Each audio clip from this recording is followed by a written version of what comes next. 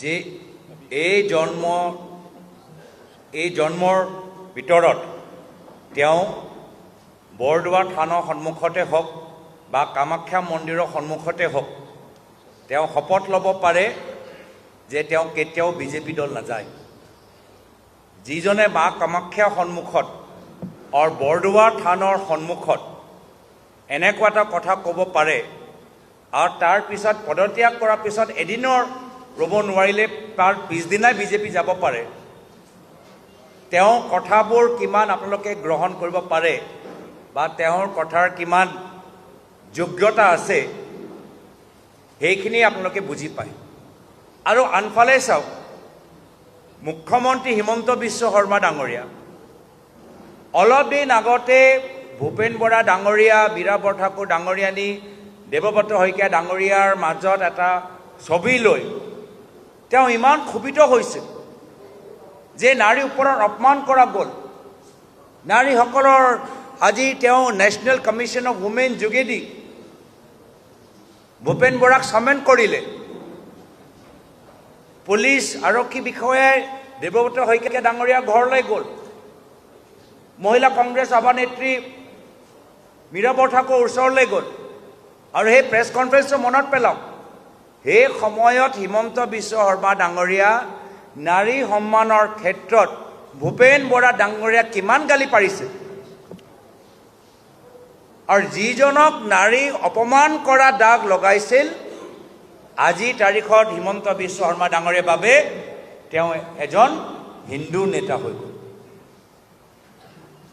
মই হিমন্ত বিশ্ব শৰ্মা ডাঙৰীয়াক অনুৰোধ কৰিছোঁ, কাইণ্ডলি এই হিন্দু নেতাৰ চাৰ্টিফিকেট বিতৰণ কৰাৰ কামটো এৰি দিয়ক। যিজনক আপোনালোকে ক'লে যে নাৰী অপমান কৰিছে, ইমান লজ্জিত হ'ল আপুনি, সেইজনকে আপোনালোকে একদিনৰ পিছত আপোনালোকে স্বাগতম জনাইছে আৰু এখেতক হিন্দু নেতাৰ আখ্যাত দিবলৈ বিচাৰে। তো সেইকাৰণে হিমন্ত বিশ্ব শৰ্মা ডাঙৰীয়া এগৰাকী ৰাজনৈতিক হিন্দু, অসমৰ জিনা। তেওঁক হিন্দু নেতা কোন নহয় সেইটোৰ প্ৰমাণ পত্ৰ দিয়া তেওঁ কোনো অধিকাৰ নাই।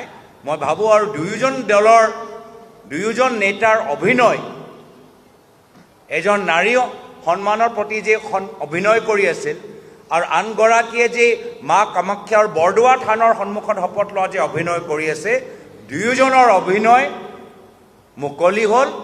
মই ভাল পালোঁ যে দুয়োজন ককায়েক ভায়েক আজি একে মঞ্চত থাকিব, ভালে থাকক।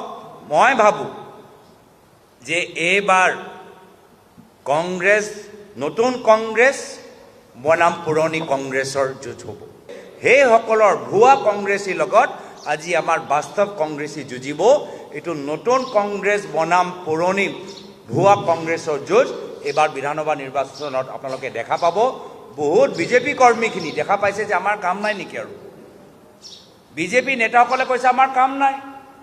হিমন্ত বিশ্ব শৰ্মা ডাঙৰীয়া আজি চব গোটেইবোৰ কংগ্ৰেছৰ দিনৰ যিসকল বিধায়ক হ'ল, তেওঁলোকে বিভিন্ন ধৰণৰ সুবিধা পালে, সেইসকলক লৈ বিজেপি ক'বলৈ বিচাৰিছে। আজি বিজেপি দলৰ ভিতৰত আজি আপোনালোকে চাওক বহুত ব্যাপক চৰ্চা।